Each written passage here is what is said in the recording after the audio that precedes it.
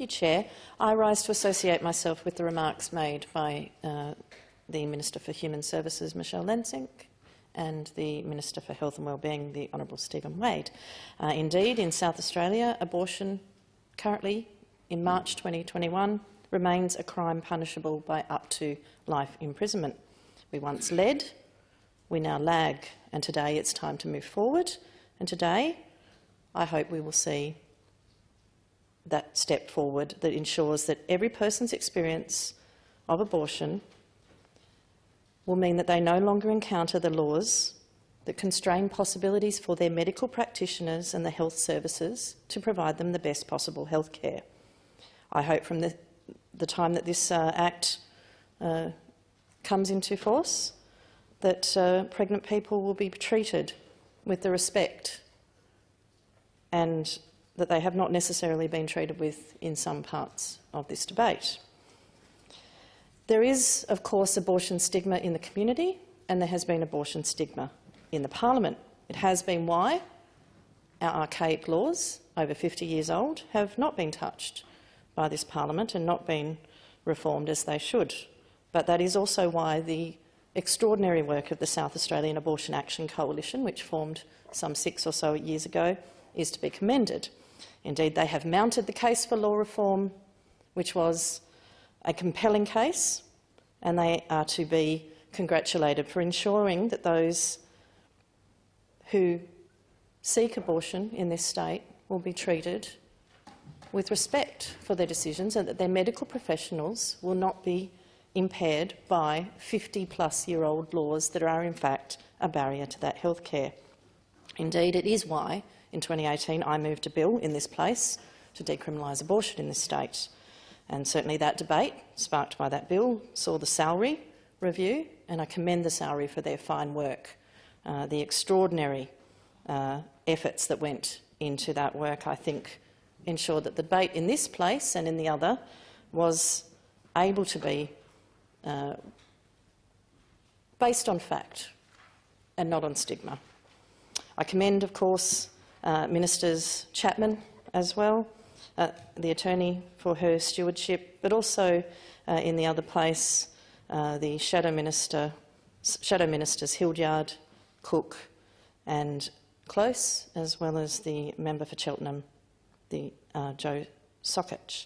In this place, the leadership of the Honourable Irene Nevmatikos and the Honourable Connie Benares must indeed be noted, and indeed the expert whipping abilities of the Honourable Ian Hunter, while not to the forefront, were invaluable. I thank also the staff and advisors, not just my own, who have been subjected to not just personal abuse and unacceptable behaviours, but those who have across party lines rallied together, but in particular Madeline Church and Ingo Block and Anna Tree, who have done an extraordinary amount of work to get us to this place. Today we bring our abortion laws into the 21st century, some 21 years into this 21st century. And make no mistake, you can ban abortion, but it will not stop abortion. It will simply stop safe abortion. I hope that this law goes some way to ensuring that we stop the stigma around abortion. Abortion is health care. It should be provided in a way that is accessible, that is available publicly, and that is safe, and preferably without the stigma that we've seen. We trust people to be mothers, but we don't trust them quite often in our society to make a choice whether to be a mother.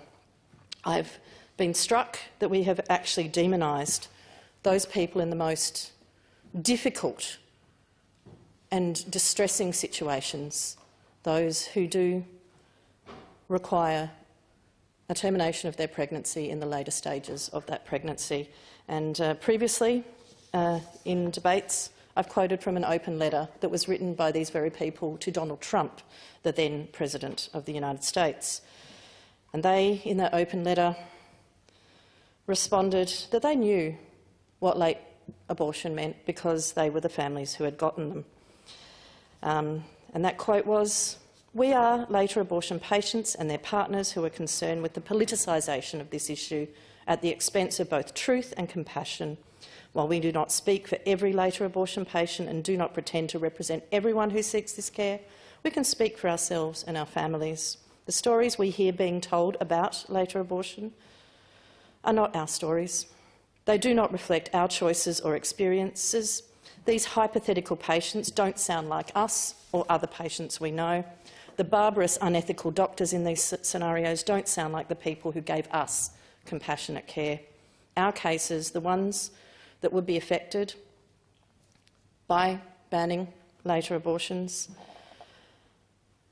constitute a relatively small number of abortions. So while these cases are incredibly rare and specific to each patient's unique circumstances, they are being broadly misrepresented and are playing an outsized role on the American national stage.